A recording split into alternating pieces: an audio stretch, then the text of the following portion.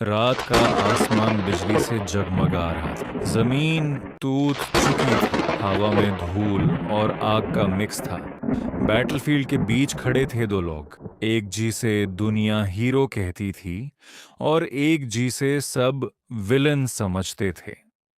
आर्यन ने अपनी तलवार कस के पकड़ी। उसका सांस भारी था, लेकिन आंखों में डिटर्मिनेशन। सामने खड़ा था रवॉक, डार्क आर्मर, ठंडी मुस्कान और आंखों में अजीब सा सुकून। आर्यन ने गुस्से में कहा, तुमने सब बर्बाद कर दिया। रवॉक हल्का सा या शायद मैं उससे बचाने की कोशिश कर रहा था, बस तुम समझ नहीं पाए। ये लाइन आर्यन के दिल में चुभ गई, पर उसने इग्नोर की। उसके लिए सच सिंपल था, रवोक विलन और उससे रोकना जरूरी है। एक जोर का अटैक, तलवारें टकराती, एनर्जी ब्लास्ट, ग्राउंड फट जाता है। दोनों अपनी पूरी ताकत लगा देते हैं। फाइट इंटेंस होती जाती है।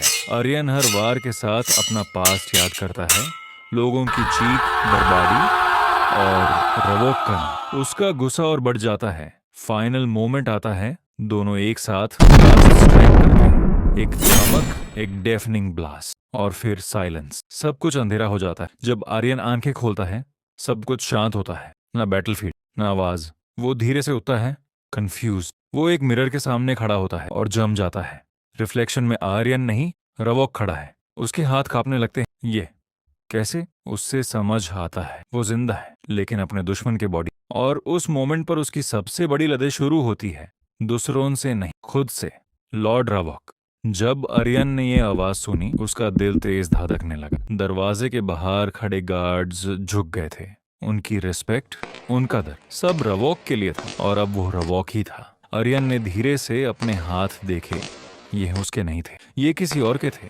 उसने मिरर की तरफ देखा और फिर वही चेहरा, डार्क आईज, गहरी लाइंस, एक ऐसा इंसान जिसे वो कभी डिस्ट्रॉय करना चाहता था। मैं रिवोक हूं? उसने धीरे से कहा। शॉक के साथ साथ एक अजीब सी फीलिंग भी आई।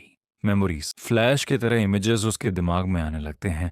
वॉर मीटिंग्स, बेट्रायल्स, लोगों का ट्रस्ट टूटना, रवोक का अकेला रह जाना। एरियन अपने सर को पकड़ लेता है। ये सब क्या है? उसे रियलाइज होता है कि ये सिर्फ बॉडी चेंज नहीं है, ये एक पूरी जिंदगी का वेट है। थ्रोने रूम में जाके वो बैठता है। सब लोग उससे ऑर्डर्स का इंतजार कर रहे हैं। अटैक कब करना है माय लॉर्ड? एक जनरल पूछता है।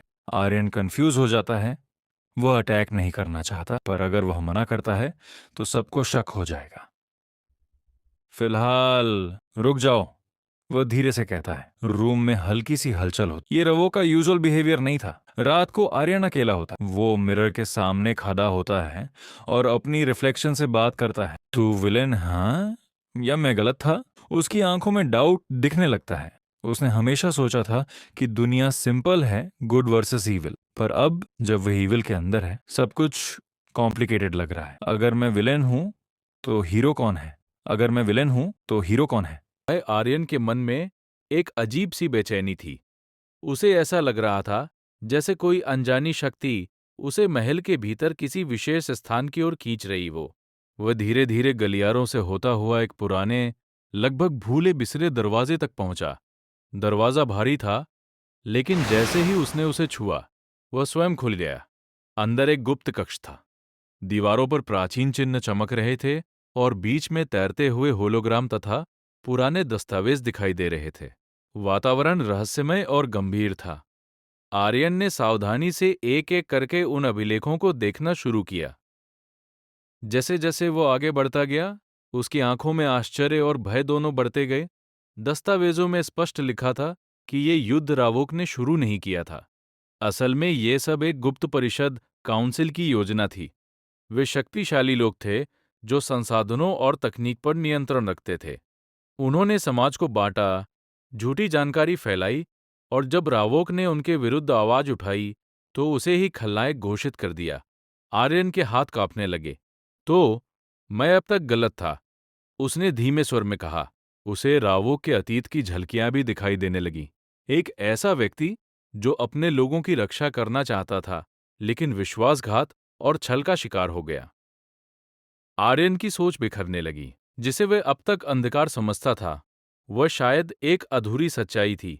उसने एक अंतिम रिकॉर्डिंग चलाई। रावोक की आवाज गूंजी, यदि कभी कोई इस सत्य तक पहुंचे तो समझना, मैं दुश्मन नहीं था, मैं सिर्फ सच्चाई के खिलाफ खड़ा था। आर्यन की आंखों में आंसू आ गए। उसने गहरी सांस ली और धीरे से कहा, सत्य हमेशा वैसा नहीं होता जैसा हमें दिखाया जाता है। अब वो केवल एक शरीर में नहीं, बल्कि एक सच्चाई के बोझ के साथ खड़ा था।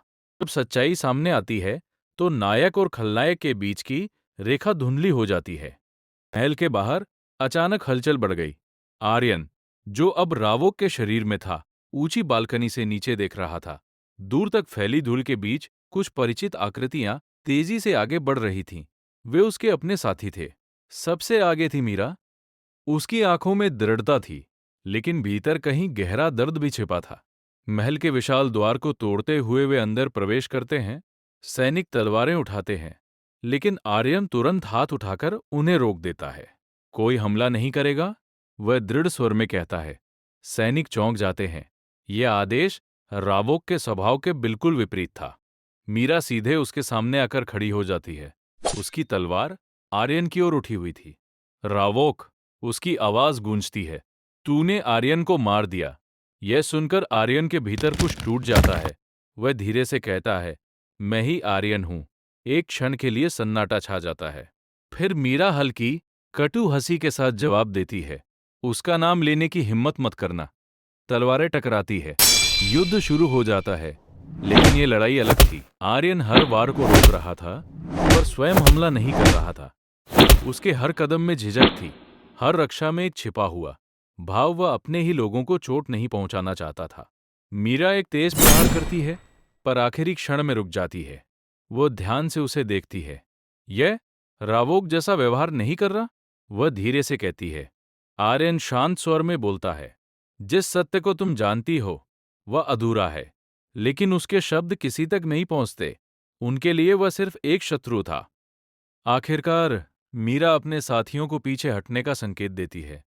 वे महल से बाहर चले जाते हैं, लेकिन उनके चेहरों पर अब केवल घृणा नहीं, बल्कि संदेह भी था।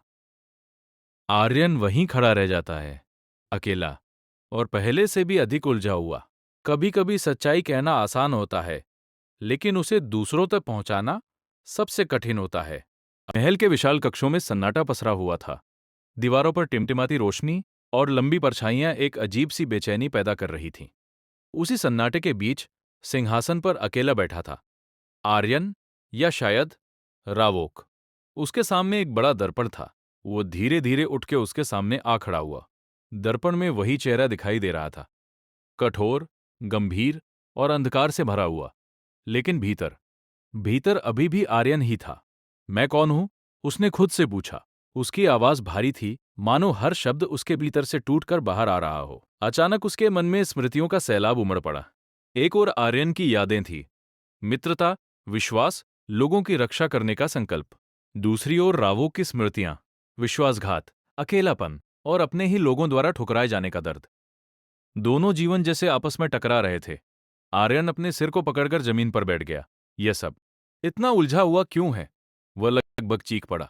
धीरे धीरे उसकी सांसें सामान्य हुईं। वह समझने लगा कि यह संघर्ष केवल शरीर का नहीं, बल्कि पहचान का है। शायद मैं केवल आर्यन नहीं हूं, उसने धीमे स्वर में कहा, और शायद रावोक भी केवल खलनायक नहीं था। उसने दर्पण की ओर फिर से देखा। अब उसे दो अलग अलग चेहरे नहीं दिख रहे थे, बल्कि एक ही व्यक्ति जिसमें दो सच्चाइयां समाई हुई थी।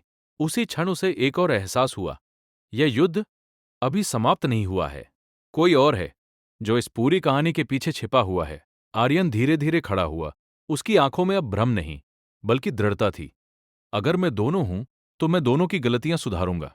महल के सन्नाटे में उसके शब्द गूंज उठे, और उसी के साथ एक नई शुरुआत हुई। नायक और खलनायक की नहीं, बल्कि एक ऐसे इंसान की जो सच्चाई के लिए खड़ा होने वाला था।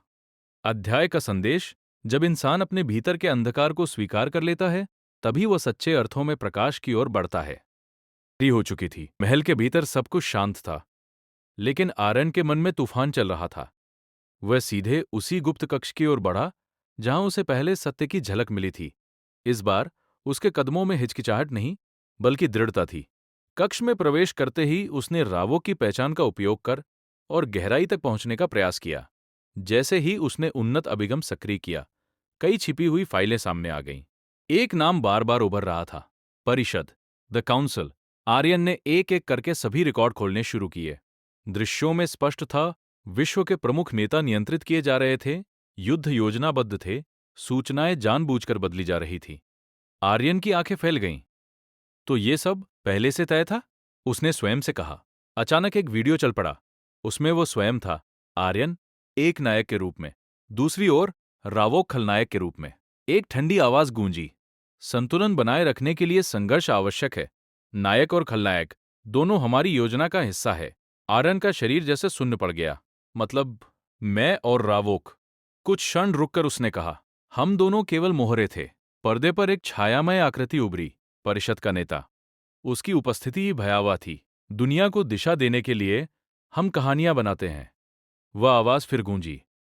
आर्यन के भीतर गुस्सा उभरने लगा, लेकिन इस बार वह अपने क्रोध पर नियंत्रण रखता है।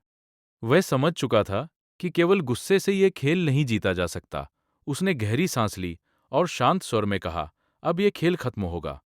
उसके मन में एक योजना स्पष्ट होने लगी, सच्चाई को उजागर करना, परिषद की शक्ति को नष्ट करना, इस झूठे संतुलन को समाप्त करना। लेकिन इस योजना की एक कीमत थी। अगर वो इस व्यवस्था को तोड़ता है, तो रावो का यह शरीर भी समाप्त हो जाएगा। यानी उसे स्वयं का बलिदान देना होगा। कुछ क्षणों के लिए वे चुप रहा। फिर उसके चेहरे पर एक हल्की सी मुस्कान आई। शायद यही मेरी असली जीत होगी। अध्याय का संदेश, जब सच्चाई का सामना होता है, तब असली साहस गुस्से में नहीं, बल्कि सही निर्णय लेने में होता है।